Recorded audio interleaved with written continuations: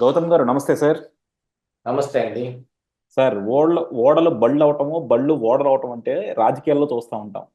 నిన్న మొన్నటి దాకా మనకి రాయలసీమలో జగన్మోహన్ రెడ్డి కన్నా బాగా బలవంతమైన మనిషి పెద్దిరెడ్డి కింద చెప్పారనమాట. పెద్దిరెడ్డి కానీ మిథున్ రెడ్డి కానీ ఏం చూసుకున్నా సరే రాయలసీమని మొత్తం అవును. ఇన్ఫ్లుయెన్స్ చేయగల మనుషులు. ఈవెన్ హిందూపూర్లో ఆయన ఎక్కడో కుప్పం నుంచి చిత్తూరు నుంచి హిందూపూర్లో కూడా బాలకృష్ణను ఓడించడానికి శతవిధాలా ప్రయత్నించాడు పెద్దిరెడ్డి. ఈ రోజు అలాంటి పెద్దిరెడ్డి ఇంట్లో నుంచి బయటకు రాలేని పరిస్థితికి వచ్చేసాడు సార్.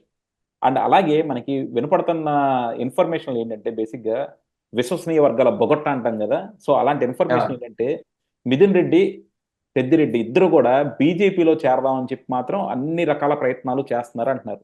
అండ్ ఇది మనకేం కొత్త కాదు. ప్రతిపక్షంలో ఉన్న వాళ్ళందరూ కూడా, కేసులో ఉన్నవాళ్ళు, లేదంటే అక్కడ ఉన్న గవర్నమెంట్కి భయపడే వాళ్ళు, భయపడాల్సిన వాళ్ళు కూడా ఎప్పుడు బీజేపీలో చేరతా ఉన్నారు. అది మనం చూస్తూనే ఉన్నాం.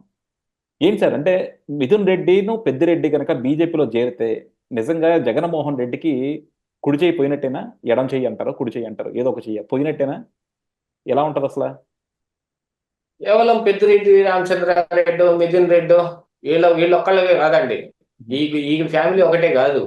టోటల్ గా వైఎస్ఆర్ కాంగ్రెస్ పార్టీలో గంపగుత్తగా మొత్తం బీజేపీలోకి వెళ్ళటానికి ప్రయత్నాలు జరుగుతున్నాయి. ఇప్పుడు మనకున్న సమాచారం ప్రకారంగా మొత్తానికి మొత్తం అందరూ, ఇప్పుడు పార్లమెంటరీ పార్టీ కానివ్వండి, మరి ఇక్కడ అసెంబ్లీలో ఉన్న ఇది కానివ్వండి, అందరూ ఎవరైనా అందరూ కలిసి గంపగుత్తగా వెళ్ళిపోతే ఆంధ్రప్రదేశ్ రాష్ట్రంలో బీజేపీ యొక్క బలం పెరుగుతుంది. 8 మంది ఎమ్మెల్యేలు ఉన్నారు, 11 మంది కలిస్తే 19 అవుతాయి. 4 ఎంపీలు లోక్సభలో ఉన్నారు, 4 వచ్చేస్తే బీజేపీ బలం పెరుగుతుంది. 44 అవుతుంది. 11 మంది రాజ్యసభలో ఉన్నారు, అది కలిస్తే మీకు సరిపోని నెంబర్ ఉంటుంది. ఇట్లాగా మొత్తం ఒక ప్యాకేజ్ లాగా వచ్చేస్తాం అని ఒక ఇన్ఫర్మేషన్ ఒకటి వస్తుంది. విజయసాయి రెడ్డి, వైవి సుబ్బారెడ్డి ఇచ్చాదులు వాళ్ళు ఈ జగన్మోహన్ రెడ్డి తర్వాత వీళ్ళే అనుకున్న నాయకులు అందరూ అటు వెళ్ళిపోవటానికి సంసిద్ధమైపోయి ఉన్నారు. కానీ బీజేపీ ఆ గేటు ఎత్తటం లేదు. ఎందుకు ఎత్తటం లేదు అనే కారణాలు కొన్ని వినిపిస్తూ ఉన్నాయి. కానీ అందులో టీడీపీ తోటి, జనసేన తోటి ఇక్కడ కూటమి గట్టి ఉండటం మూలాన వాళ్ళ పర్మిషన్ కూడా కావాలేమో అని కొంతమంది రాజకీయ విశ్లేషకులు విశ్లేషిస్తున్నారు. వాళ్ళ పర్మిషన్ తీసుకుంటుందా బీజేపీ? ఖచ్చితంగా వాళ్ళు చేయదలుచుకున్న పని చేస్తారు. కానీ మరి పక్కన వాళ్ళ పర్మిషన్ అడుగుతారా? కావాలంటే పుల్లలు పెట్టి వాళ్ళ దాంట్లో కూడా కొంతమందిని లాగేస్తారు ఇటు సైడ్కి. కేసులు ఉన్న వాళ్ళు ఎవరున్నారో చూసి వాళ్ళందరినీ. అలాంటిది బీజేపీ పార్టీ అంటే. కాకపోతే జగన్మోహన్ రెడ్డికి, మోడీకి ఉన్న మైత్రి బంధం ఒకటి ఉంటుంది. ఆ మైత్రి బంధం కావచ్చు, లేకపోతే 19 నుంచి 24 దాకా జగన్మోహన్ రెడ్డి అవినీతి సంపాదనలో మోడీకి వాటా ఉంది, వాటా పంచాడు. ఆ వాటా పంచటం వలన వాళ్ళు ఆ విషయాన్ని బయటపడతాదేమో, ఇలాంటిది ఏదైనా ఒకటి చేస్తే అనేదానికి కానీ, లేకపోతే ఎంత వాటా ఇచ్చాడు కదా, మనం కనీసం ఇదన్నా చేయకపోతే ఎట్టాగా, ఇప్పుడు వాళ్ళు ఎవరిని చేర్చుకోకుండా ఉంటే ఆ పార్టీ ఇంకా బ్యాలెన్స్ మిగిలి ఉంటుంది. రాను రాను రాను రాను మళ్ళీ ప్రతిపక్షం కొంచెం బలంగా అయ్యి అధికారం పక్షంలో ఉన్న టీడీపీ మీద ఏదైనా కొంచెం వ్యతిరేక పవనాలు వస్తే గబక్కన మనం కూటమిలోంచి బయటకు వచ్చేసేసి మళ్ళీ వాళ్ళతోటి కలిసి మంతనాలు చేసేసి వీళ్ళని పడేసే కార్యక్రమం చేయొచ్చేమో అని కూడా ఆలోచిస్తారు కదా బీజేపీ. బీజేపీ రాజకీయం అనే దానికి పేరు అర్థం మార్చేసింది. రాజకీయం అంటే అది కుళ్ళు, కుతంత్రం, కుట్ర ఇట్లాంటి వాటన్నిటిని రాజకీయం అంటారు అన్నట్టుగా చేసేసింది బీజేపీ. అలాంటి వాటిని ప్రోత్సహిస్తారు వాళ్ళు గట్టిగా. దాంతో జగన్మోహన్ రెడ్డి మీద ఉన్న ప్రేమ కావచ్చు, లేకపోతే ఎలక్టోరల్ బాండ్స్ ముప్పటిగా వేల కోట్ల రూపాయలు బీజేపీ పార్టీకి ఎలక్టోరల్ బాండ్స్ వచ్చాయి. అందులో చాలా వరకు జగన్మోహన్ రెడ్డి మ్యానిపులేషన్ తో వచ్చిన ఎలక్టోరల్ బాండ్స్ చాలా ఉన్నాయి. కొన్ని వందల కోట్లలో ఉన్నాయి, దాదాపుగా 1000 కోట్లే ఉండొచ్చేమో ఈయన ఇన్ఫ్లుయెన్స్ తోటి పెట్టినవి. అవన్నీ ఏంటి, ఎలక్టోరల్ బాండ్స్ మీదనే పెద్ద అనుమానం ఇప్పుడు. క్విడ్ ప్రోకో డబ్బులే అవన్నీ అని. ఎలక్టోరల్ బాండ్స్ లో ఆ పార్టీకి వచ్చిన మొత్తం క్విడ్ ప్రోకోనే. మరి వైఎస్ఆర్ కాంగ్రెస్ పార్టీకి అధికారంలో ఉన్నప్పుడు ఆయనకు వచ్చినాయి, లేకపోతే అధికారంలో ఉన్నప్పుడు కేసీఆర్ బీఆర్ఎస్ పార్టీకి వచ్చినాయి ఎలక్టోరల్ బాండ్స్.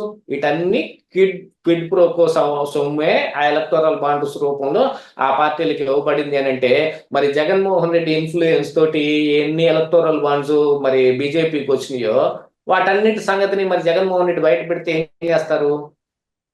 జగన్మోహన్ రెడ్డి అంటే మోడీకి ఎందుకు భయపడతాడంటాం? సిబిఐ కేసులో, ఈడీ కేసులో ఉన్నాయని, ఆ కేసుల నుంచి తప్పించుకోవటానికని భయపడతాడు అని అనుకుంటాం.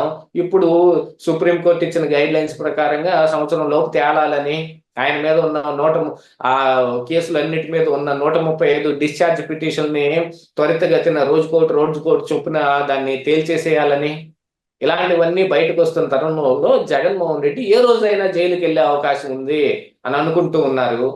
మరి ఆయన జైలుకి వెళ్ళే అవకాశం ఉంటే ఆయన జైలుకి పంపించే రీతిలో ఇప్పుడు సిబిఐ కానీ ఈడీ కానీ వ్యవహరిస్తే మళ్ళీ ఇవన్నీ బయట పెడతాడు. ఎలక్టోరల్ బాండ్స్ రూపంలో వచ్చిన వాటి కానీ, ఈ అవినీతి సంపాదనలో వాళ్ళకి ఇచ్చిన షేర్ కానీ, ఇలాంటి పుకార్లన్నీ నడుస్తూ ఉన్నాయి బయట. ఇందులో ఏది నిజమో ఏది అబద్ధం అయిపోయినప్పటికీ బీజేపీ మాత్రం పక్తు అవకాశవాద రాజకీయాలు ఖచ్చితంగా చేస్తుంది. పురుగు ఎక్కడైనా ఒకటి ఉంది అని అంటే సమూలంగా దాన్ని చంపేయరు. ఇప్పుడు పంటకి తెగులు పట్టింది అనుకోండి, మనం మందు కొట్టేసి సమూలంగా చంపేస్తాం. కానీ బీజేపీ సమూలంగా చంపేయదు అనమాట అలాంటి పురుగుల్ని. ఒక మూల ఒక చిన్న పురుగుని అట్టిపెట్టి వస్తుంది. అప్పుడే కదా మళ్ళీ పంటంతా మళ్ళీ తెగులు వ్యాపించేది. ఆ రకంగా వాళ్ళు ఆ పురుగుని సావనేయకుండా అట్టి పెడతారు. అందుకని ఇప్పుడు ఈ బీజేపీలోకి వీళ్ళందరినీ రానియకుండా ఆపుతున్నారు అని. లేకపోతే వీళ్ళు ఖచ్చితంగా జంపే. ఎందుకంటే పెద్దిరెడ్డి రామచంద్రారెడ్డికి, మిథున్ రెడ్డికి ఉన్న వాళ్ళ గనులు, మైన్లు, వీటిల్లో జరిగిన అక్రమాలు కానీ, మిగతా అన్ని ఏ వ్యవహారాల్లోనైనా సరే వాళ్ళు ఏ రోజైనా జైలుకి పోవాల్సి వస్తుంది. అవినాష్ రెడ్డి, వివేకానంద రెడ్డి హత్య కేసే కాదు, ఇప్పుడు ఏపీ ఫైబర్ నెట్ లో కూడా ఆయన కొంతమందిని లెటర్లు ఇచ్చి మరి ఆయన అందులో ఉద్యోగాలకు చేర్పించి 100 కోట్లు ఫైబర్ నెట్ కి నష్టం వచ్చే విధంగా ఆయన వ్యవహరించాడు అనే ఒక స్కామ్ బయటకు రాబోతోంది. ఎందుకంటే వైఎస్ జగన్మోహన్ రెడ్డి అధికారంలోకి వచ్చేటప్పటికి ఇప్పుడు టీడీపీ హయాంలో 56-52 లక్షలు శాలరీలు ఉండేయంట. కానీ అన్ఫార్చునేట్లీ వీళ్ళు వచ్చిన ఫస్ట్ నెల నుంచి 2 కోట్లకి ఆ శాలరీల ఖర్చు పెరిగిపోయింది. చూడండి, అంటే 1.5 కోటి వచ్చింది. ఆ తీసుకున్న వాళ్ళు కూడా పెద్ద స్కిల్ ఉండేవాళ్ళు ఎవరు కాదు. అందులో ఎక్కువ రికమెండేషన్ చేసి లెటర్లు ఇచ్చింది అవినాష్ రెడ్డి. అంటే అవినాష్ రెడ్డి వంది మాగదులు మొత్తాన్ని తీసుకెళ్లి ఈ ఫైబర్ నెట్ లో పెట్టాడు. మరి ఫైబర్ నెట్ లో వాళ్ళకేం పనులు ఉన్నాయో, ఆ నెట్ దీన్ని ఏదన్నా చేసే దాంట్లో, లేకపోతే సిటీ కేబుల్ ఆపరేటర్స్ ని మేనేజ్ చేసే దాంట్లోకి వాళ్ళు, ఎందుకంటే నెట్ ఇప్పుడు వాళ్ళు కూడా వాళ్ళకు కూడా కావాల్సి వస్తుంది. వాళ్ళు కూడా మళ్ళీ ఒక ఏఎస్పిఓ ఏదో తీసుకుని వాళ్ళు కూడా ఇస్తా ఉన్నారు. వాళ్ళందరినీ ఆ సిండికేట్ మొత్తాన్ని చేతిలోకి తీసుకోవటానికి ఫైబర్ నెట్ లో వీళ్ళ అధికారులను మొత్తాన్ని పెట్టారేమో. ఇక స్కిల్ డెవలప్మెంట్ కేసులో ఆ స్కిల్ డెవలప్మెంట్ కార్పొరేషన్ కున్న చైర్మన్ ని కూడా తీసుకెళ్లి పెట్టారు. అట్లాగా చాలా రకాలు చేశారు కదా. ఇవన్నీ బయటకు రావటం మొదలు పెట్టాయి అనుకోండి, ఏమైపోతుంది? ఇప్పుడు మరి టీడీపీ పార్టీ ఆఫీస్ మీద దాడి చేసింది అన్న ఒక దాన్ని ఇప్పుడు పోలీసులు వెరిఫికేషన్ చేసి ఎవరెవరు ఉన్నారో అని ఐడెంటిఫై చేసే కార్యక్రమం పెట్టారు. అందులో మరి లేళ్ల అప్పిరెడ్డి, దేవినేని అవినాష్ వీళ్ళందరినీ అరెస్ట్ చేస్తారేనేమో అనే పుకార్లు బయటకు వస్తా ఉన్నాయి. ఇలాగ ప్రతి ఒక్కళ్ళు ఒక పీతు ఘోషను మాత్రం వెంట తెచ్చుకున్నారు. అధికారం పోయినా కూడా ఆ పీతు ఘోష వాళ్ళకి వేలాడుతానే ఉంది, అది వాసన వస్తానే ఉంది. మరి వీళ్ళందరూ ఏం చేయాలి? పక్క పార్టీలోకి వెళ్ళి తీరాల్సిందే. అందున ఈ టీడీపీలోకి, జనసేనలోకి వెళ్ళలేరు ఇక్కడ, ఎందుకంటే ఎవడు రానియండి. వీళ్ళకి బ్యాలెన్స్ ఉన్న ఆప్షన్ మరి బీజేపీ ఒకటే. కాంగ్రెస్ లోకి విలీనం చేయడానికి జగన్మోహన్ రెడ్డి అయితే వెళ్తాడేమో కానీ వీళ్ళందరూ వెళ్ళలేరు కదా. వీళ్ళందరూ అధికారంలో ఉన్న వాళ్ళ దగ్గరికే వెళ్ళాలి. అప్పుడు అవినాష్ రెడ్డి మీద మా వైఎస్ వివేకానంద రెడ్డి కుమార్తె జగన్మోహన్ రెడ్డి కంప్లైంట్ చేస్తా ఉంటే ఏమవుతుంది? కావాలంటే నా మీద ఒక సిబిఐ కేసు ఇంకొకటి ఎగస్ట్రా జరుగుతుంది, మరి అవినాష్ బీజేపీలోకి వెళ్తాడు, మరి అతన్ని మనం ఏం చేయలేము, ఇక నేనేం చేస్తాను, తిప్పి తిప్పి ఈ కేసుని నీ భర్త మీద నీ మీదే పెట్టక తప్పదు, నాకు అలాంటి పరిస్థితి తీసుకొచ్చి పెట్టొద్దు అన్నాడు జగన్మోహన్ రెడ్డి అని ఆవిడ చెప్పింది కదా సునీతారెడ్డి ఆ రోజున. మరి ఆ రోజే వచ్చిందిగా బీజేపీలోకి వెళ్ళే ప్రస్తావన. అంటే జగన్మోహన్ రెడ్డికి అన్నీ తెలుసు, కానీ ఏదో ఒకటి చేసి ఆపగలుగుతాడు. పార్టీని కాపాడుకోవాలంటే మరి ఆయన ఆపి తీరాల్సిందే కదా.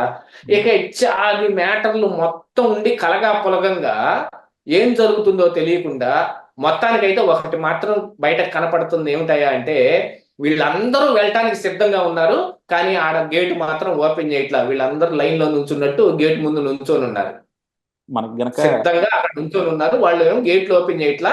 తీస్తారో తీయరో కూడా తెలియదు. కొత్త సినిమా కనుక రిలీజ్ అయినప్పుడు మన చిన్నప్పుడు వెళ్ళి గేట్ల దగ్గర నుంచే వాళ్ళం పట్టుకొని ఎప్పుడు ఓపెన్ చేస్తాడా అవునండి. ఎప్పుడు ఓపెన్ చేస్తాడా అని. బుకింగ్ ఎప్పుడు ఓపెన్ చేస్తారా అని ఎదురు చూసుకుంటా, వాళ్ళని వీళ్ళని ఇచ్చి మా చేతులతో నెట్టుకుంటా వెళ్ళి బుకింగ్ కౌంటర్ దగ్గర ముందుకు వెళ్ళడానికి ప్రయత్నం చేస్తామే, ఆ, అలాగే వాళ్ళు గేట్ ఓపెన్ చేస్తే వీళ్ళు కూడా పరిగెత్తారు, అదే నేను నేను నేను నేను నేను. ఈ- అలాంటి పరిస్థితులు ఉన్నాయి, కానీ వాళ్ళు ఏమో గేట్లు ఓపెన్ చేయట్లా. చేస్తారో చేయరో కూడా తెలియట్లేదు. వెళ్తా వెళ్తా జగన్ కూడా లాక్కుపోతే పోద్దాం ఒక దరిద్రం. అంటే జగన్మోహన్ రెడ్డి వెళ్ళలేడుగా. అదేలే ఏముంది వీళ్ళందరూ వెళ్తే ఇంకా ఆయన జగన్మోహన్ రెడ్డి వెళ్ళలేడు. వీళ్ళందరూ వెళ్తే ఆయన కావాల్సిన పనులు ఎందుకంటే అయిపోయినట్టే కదా. మనకు వస్తున్న చిన్న సమాచారం ప్రకారం ఏంటంటే చంద్రబాబు నాయుడిని ఎన్డీఏలోకి కలుపుకోవటం కంటే ముందే, అంటే చంద్రబాబు నాయుడు అరెస్ట్ కంటే ముందునే ఉహుం. ఎన్డీఏలో చేరటానికి జగన్మోహన్ రెడ్డికి ఫస్ట్ ఆఫర్ ఇచ్చారు. కానీ ఓకే. జగన్మోహన్ రెడ్డి ఆ రోజు వెళ్ళి చేరలేదు. ఉమ్. మనం 19 నుంచి 24 దాకా బాగానే ఫ్రెండ్లీగా ఉన్నాం కదా, ఎన్డీఏలో చేరిన దానికంటే నేను ఎక్కువే చేశాను, అలాగనే మీరు కూడా నాకు చేశారు, మన మైత్రి బంధం ఎలాగనే కొనసాగిద్దాం అని. కానీ ఆ రోజుకి ఏమైంది, ఎన్డీఏలోకి వాళ్ళు చేరిపోతున్నారు, వీళ్ళు చేరిపోతున్నారు, ఇండియా కూటమిలో ఎవరున్నారు, ఇక్కడ మాకు బలం అద్భుతంగా పెరిగిపోతుంది, 400 సీట్లు 370 సీట్లు అని చెప్పుకునే స్థాయిలో ఉన్నారు కదా ఆ రోజున. ఉహుం. వాళ్ళు వచ్చేస్తున్నారు, వీళ్ళు వచ్చేస్తున్నారని. నితీష్ కుమార్ ను కూడా చూడండి ఎంత హాస్యాస్పదంగా లాక్కొచ్చి పెట్టుకున్నారో.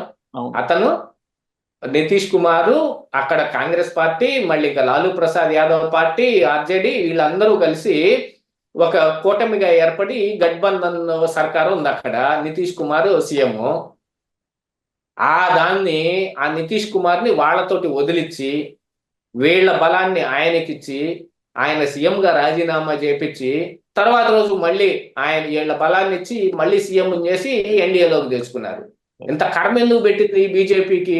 ఎన్డీఏలోకి ఎవరన్నా రావటానికి ఎవ్వరు రాకనే చంద్రబాబు నాయుడు కూడా అనవసరంగా వెళ్ళాడు. నా అవును. నా పర్సనల్ ఒపీనియన్ నేను చెప్తూ ఉన్నాను, చంద్రబాబు నాయుడు అనవసరంగా వెళ్ళాడు ఎన్డీఏ వైపుకి. Yeah. అంటే మనం ఫస్ట్ నుంచి చెప్తా ఉన్నాం ఇప్పుడు కదా. వచ్చిన 164 రాకపోయినా ఆయన చెప్పిన 135 కన్ఫామ్ గా వచ్చిండేవి. Yeah. జనసేన ఒకటి కలిసి ఉంటే సరిపోయి ఉండేది. ఉహుం. కాకపోతే జనసేన అంటే ఇక మనకి తెలిసిందేగా, అసలు చంద్రబాబు నాయుడు అరెస్ట్ అయ్యి జైల్లో ఉంటే పవన్ కళ్యాణ్ వెళ్ళి కలవటం కూడా బీజేపీ యొక్క ప్రోద్బలమే అనే పుకారు కూడా బయట ఉంది. అవును. దాని మూలానే ఉంది. ఇప్పుడు సింగిల్ గా పోటీ చేసినా కూడా ఖచ్చితంగా 135 సీట్లు వచ్చుండేవి అని చాలా మంది అంటూ ఉన్నారు కదా. చాలా మంది అలాంటప్పుడు వెళ్ళి కలవాల్సిన పని వచ్చింది అనుకొని. నాకు కూడా స్పష్టమైన ఇదేంటంటే తెలుగుదేశం కనుక ఒంటరిగా పోటీ చేస్తుంటే 120, 130 గంట పదంగా వచ్చాయి. సో ఈ వైఎస్ఆర్సీపీకి ఎన్ని వచ్చాయో నాకు తెలియదు, కానీ జనసేనకు మాత్రం ఇప్పుడు వచ్చిన సీట్లు అయితే వచ్చుండేవి కాదు. మేబీ మొత్తంగా పోటీ చేస్తే మరి జనసేన బీజేపీ కలిసి పోటీ చేస్తే ఎలా ఉండేదో మనకు తెలియదు, కానీ తెలుగుదేశానికి మాత్రం సిగ్నిఫికెంట్ అమౌంట్ ఆఫ్ సీట్స్ వచ్చేసి ఉండేవి అనమాట, వీళ్ళు పోటీ చేసినా చేయకపోయినా. చంద్రబాబు గారు కూడా ఏంటంటే ఒక గోల్డెన్ ఆపర్చునిటీని మిస్ అయ్యారు ఆయన. ఎందుకంటే ఈ రోజు కనుక మొత్తం పోటీ చేసి ఉంటే ఎంపీలు కూడా గంపగుత్తుగా గెలిచేవాళ్ళు, కనీసం 20 ఎంపీలు గెలిచేవాళ్ళు. ఆ 20 ఎంపీలతో ఈ రోజు ఎలా కావాలంటే అలా ఆడుకునే పరిస్థితి. లేదండి, ఖచ్చితంగా 23, 24 ఎంపీలు. అప్పుడు టైమ్స్ నవో ఎవరో జగన్మోహన్ రెడ్డికి చెప్తూ ఉండేవాళ్ళు చూడండి. అవును. అలాగా కడప ఒక్కటే గెలిచేది, ఉహుం. మిగతా రాజంపేట అవును. ఎలా గెలిచింది, రాజంపేట మిథున్ రెడ్డి ఎలా గెలిచాడు అక్కడ బీజేపీ వల్ల ఓడిపోయింది. BJP Rajampet, MP. రాజంపేట, తిరుపతి కూడా బీజేపీ వల్లే. తిరుపతి ఎవరి ద్వారా, ఎవరి కోసం వెళ్ళింది? బీజేపీకి ఇచ్చిన సీటే వెళ్ళింది. అరకు అక్కడ కూడా అంతే. అక్కడ కూడా ఆవిడ కొత్తపల్లి గీత ఆవిడగా ఎందుకు బీజేపీలో ఎలా గెలుస్తుందని వెళ్ళింది? అదొక్కటి. ఇక ఈ ఈ నరసాపురం గాని, ఈ రాజమండ్రి గాని, లేకపోతే సీఎం రమేష్ అనకాపల్లి గాని అమలాపురం గాని, అక్కడ అవును టీడీపీ యొక్క బలమే ఎక్కువగా ఉంది. అవును వాళ్ళ బీజేపీ యొక్క బలం కాదు. బీజేపీ జనసేన కూడా టీడీపీతో కలిసింది కాబట్టే 21 సీట్లు కొట్టగలిగారు. అవును కానీ ఒంటరి పోరు చేస్తే ఏం జరుగుతుందో పవన్ కళ్యాణ్ కూడా తెలుసు. అనుభవించారు కదా అలాంటి తెలుసు. వాటన్నిటిని ఇప్పుడు గతం తవ్వుకోవటం కంటే కూడా ఇప్పుడు ఫ్యూచర్ లో దీని వల్ల వచ్చే పర్యవసానాలు ఏమిటి అనే దాని మీద ఇప్పుడు ఆలోచించుకోవాల్సింది. బీజేపీ గాని జనసేన గాని టీడీపీని ఏ మాత్రం ఇరకాటంలో పెట్టే ప్రయత్నాలు చేస్తాయి అనే దాని మీదనే మిగతా ఏ కార్యక్రమాలని వాళ్ళు ఇక్కడ ఇంపోజ్ చేయబోతూ ఉన్నారు అనే దాని మీద మాత్రం కొంచెం దృష్టి పెట్టి తీరాల్సిందే. డెఫినెట్ గా దాని మీద మాత్రం ఒక కన్నేసి ఉంచాల్సిందే. అండ్ మనం అనుకున్నట్టు ఏంటంటే ఎప్పుడైనా సరే తెలుగుదేశం జనసేన కలిసి అయితే ఉండొచ్చు, కానీ ఈ బీజేపీ కలవడం అన్నది మాత్రం నిజంగా తెలుగు రాష్ట్రాలకు కానీ దేనికి కానీ ఇప్పుడు దాకా జరుగుతున్న పరిణామాలు చూసుకున్నా సరే మనకి ఎక్కడ పాజిటివ్గా కనపట్ల. సో డెఫినెట్గా మరి వీళ్ళిద్దరు నాయకులైనా సరే దాన్ని రియలైజ్ అవుతారో, వాళ్ళ మీద ప్రెషర్ పెట్టి మనకు కావాల్సినవి సాధించుకుంటారో ఏంటో చూద్దాం సార్. థ్యాంక్ యూ అండి, థ్యాంక్ యూ.